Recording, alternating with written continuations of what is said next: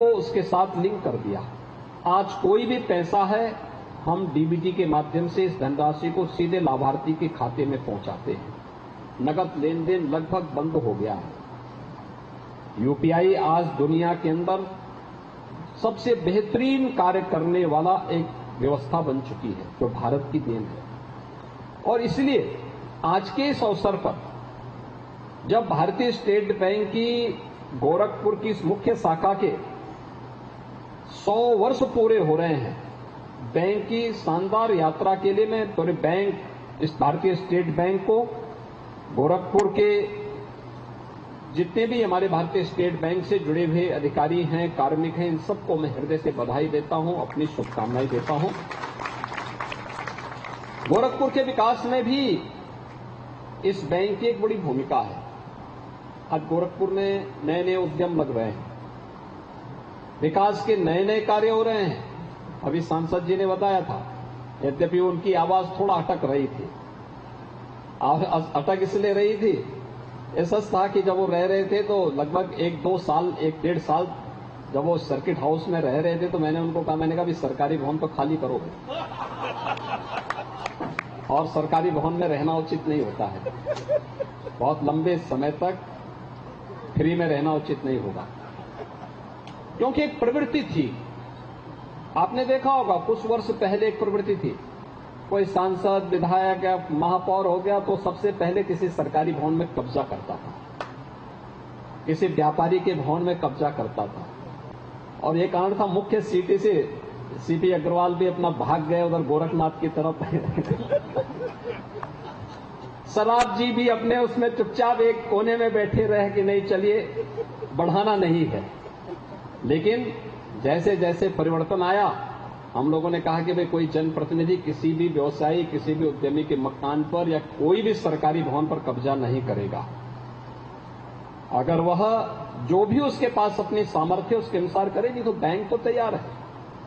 और आपके सामने उदाहरण है कि गोरखपुर के सांसद ने बैंक से 100% लोन लिया, अपना स्वयं का मकान बनाया और मकान के माध्यम से जन समस्याओं का निस्तारण कर रहे हैं, जन समस्याओं का समाधान कर रहे हैं। बैंक एक सपोर्ट है, एक सहयोग है और वह पसीना उनको बैंक के इंटरेस्ट से आ रहा था। लेकिन उनको ये भी मालूम होगा कि जब इंटरेस्ट आता है तो यहीं से सब सामाजिक कार्य भी होते हैं, जो आपने यहां पे देखा होगा। महिला स्वयंसेवी समूह को दिया जा रहा था, क्रेयॉन डिस्टिलरीज को भी लोन दिया जा रहा था, अन्य तमाम चीजों को एक सपोर्ट के रूप में वो कार्य कर रहा है, जिससे आप उस व्यवस्था को आगे बढ़ा सकें और फिर उस व्यवस्था के माध्यम से वे अपने सामाजिक कार्यक्रमों को भी आगे बढ़ा सकें, विकास की प्रक्रिया में भी अपना योगदान दे सकें। आज ये प्रक्रिया तेजी के साथ आगे बढ़ रही है। विकास के हर एक कार्य में बैंक पूरी मजबूती के साथ लग करके कार्य कर रहा है। उत्तर प्रदेश में आपने देखा होगा कि वर्तमान में बैंक से जो लेन देन हो रहा है, 2,62,00,000 किसान ऐसे हैं जिनको प्रधानमंत्री किसान सम्मान निधि का पैसा सीधे डीबीटी के माध्यम से आता है। 1,91,00,000 बच्चे ऐसे हैं जिन्हें हम 1,200 रुपये bag, books, shoes, sweater, uniform के लिए डीबीटी के माध्यम से उनके अकाउंट में भेजते हैं।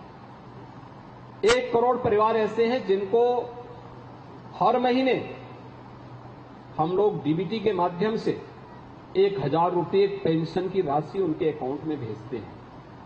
अगर बैंक के पास ये सुविधा नहीं होती और प्रधानमंत्री जी ने जनधन अकाउंट नहीं खुलाए होते तो ये काम नहीं हो पाते।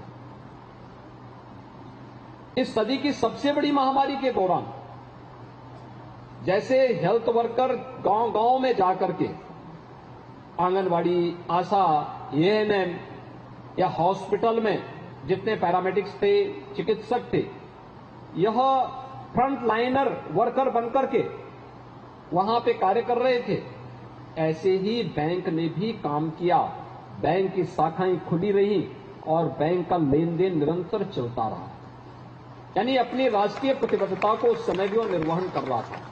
और मुझे याद है बहुत बार मुझे जब उस समय बहुत सारे लोग ऐसे थे जिनका काम रुक गया, जिनके पास कोई काम कारोबार नहीं था लॉकडाउन के दौरान, उनको भरण पोषण भत्ता देने की एक कार्रवाई को जब हम लोगों को आगे बढ़ाना था, तो उस दौरान मैंने बैंक से संपर्क किया कि क्या होगा। बैंक आए, उन्होंने कहा हम छुट्टी के दिन भी काम करेंगे।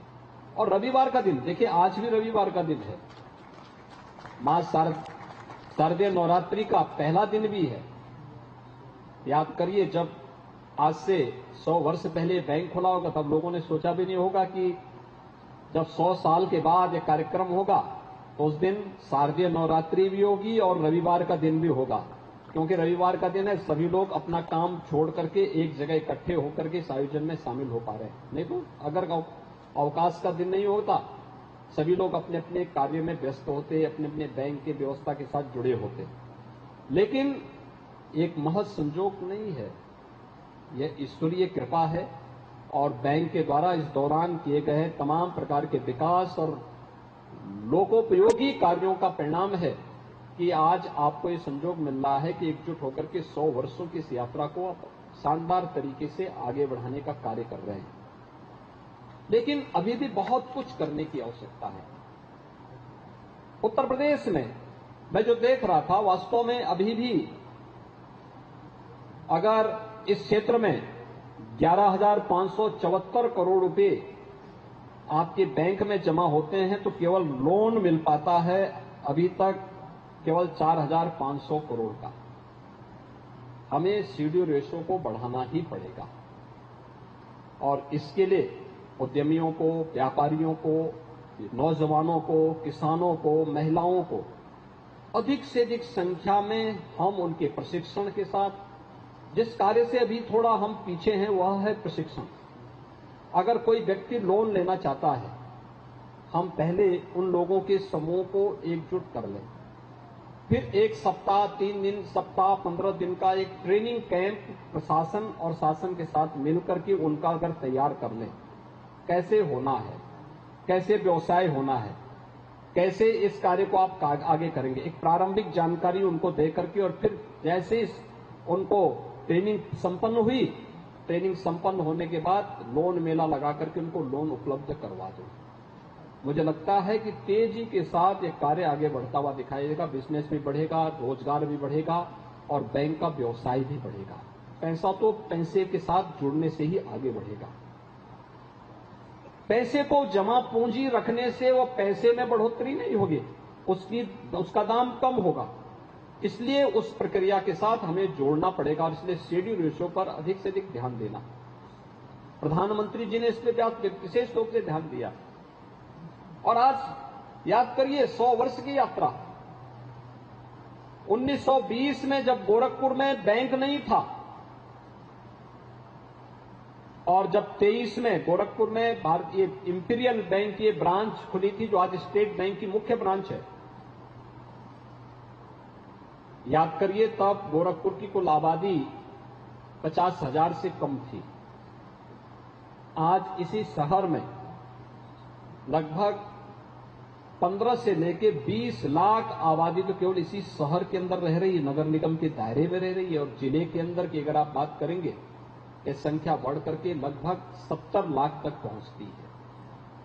इतनी बड़ी आबादी, कितनी तेजी के साथ आबादी बढ़ी और कितनी तेजी के साथ उद्योग धंधे गोरखपुर में बढ़ते हुए गए।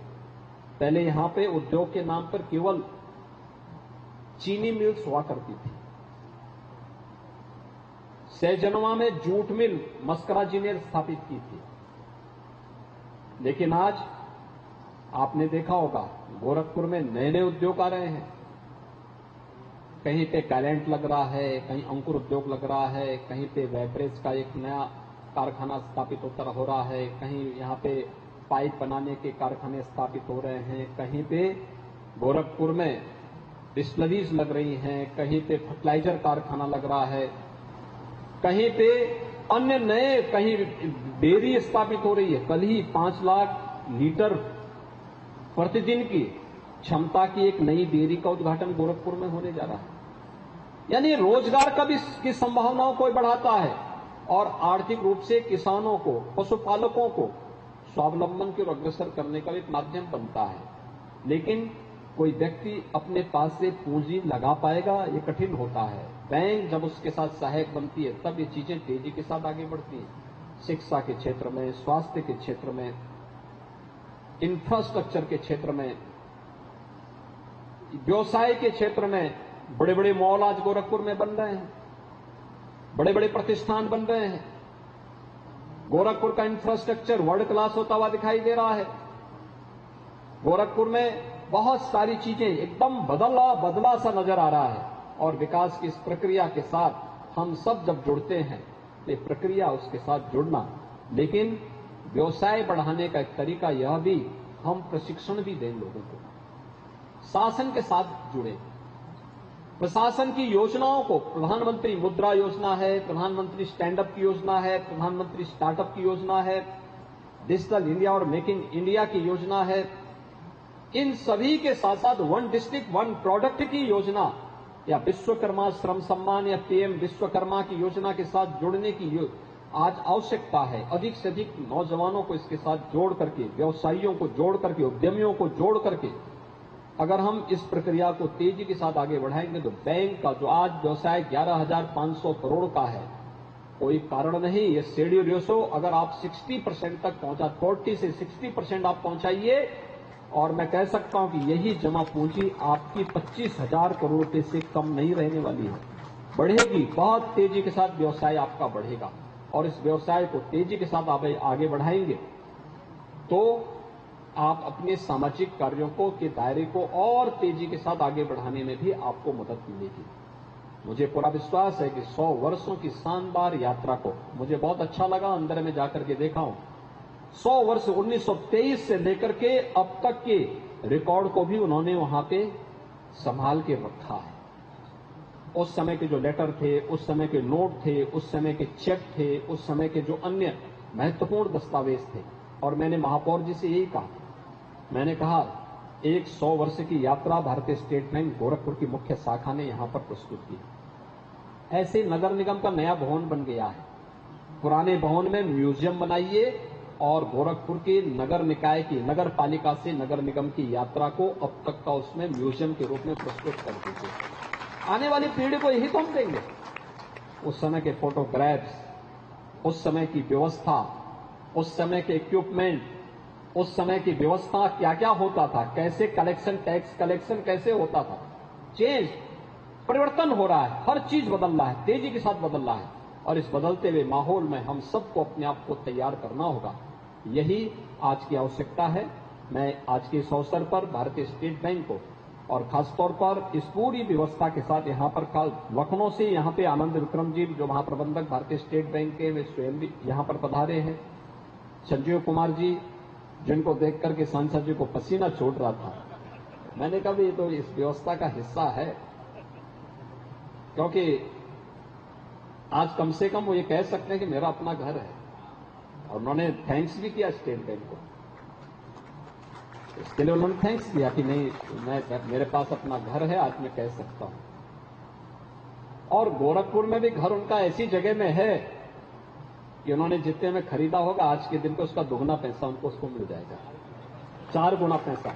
देखिए अभी से उन्होंने बता दिया 4 गुना पैसा उनको अभी से मिल रहा है। तो इसका मतलब बैंक का इंटरेस्ट गलत नहीं हो बल्कि सही है, सही दिशा में आगे बढ़ा है। मैं आप सबको इसके लिए हृदय से बधाई देता हूं और विश्वास करता हूं कि बैंक अपने बिजनेस को आगे बढ़ाने के लिए युवाओं को, महिलाओं को, व्यवसायियों को और उद्यमियों को भी साथ लेकर के इस यात्रा को और अच्छे ढंग से आगे बढ़ाने का कार्य करेगा। आप सबकी प्रति मेरी शुभकामनाएं। धन्यवाद। जय हिंद।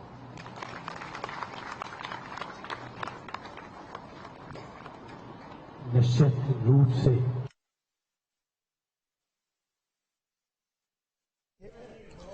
और मुख्यमंत्री योगी आदित्यनाथ ने बैंक रोड स्थित भारतीय स्टेट बैंक के परिसर का भ्रमण भी किया। वहां पर जो 100 वर्ष पहले की तमाम सारी चीजें थी, यादें थी, उनको भी देखा और शताब्दी वर्ष के कार्यक्रम में पहुंचे हुए थे, जहां पर उन्होंने वहां पर मौजूद लोगों को संबोधित भी किया। तो 2 दिवसीय मुख्यमंत्री का यह दौरा है। इससे पहले एनटीपीसी के कार्यक्रम में पहुंचे थे, जहां पर वेस्ट मैनेजमेंट प्लांट का उन्होंने शिलान्यास किया था। अब एसबीआई के शताब्दी वर्ष के कार्यक्रम में पहुंचे हुए हैं, जहां पर लोगों को उन्होंने संबोधित किया। साथ ही साथ किस तरह से एसबीआई के जरिए लोगों के जीवन में भी सुधार आया है, लोगों को समय पर बैंक से तमाम सारी सुविधाएं मिल रही हैं, लोन मिल रहा है, उन तमाम सारी चीजों को उन्होंने बताया। तो बैंक रोड स्थित भारतीय स्टेट बैंक के परिसर में पहुंचे थे शताब्दी वर्ष समारोह में मुख्यमंत्री योगी आदित्यनाथ।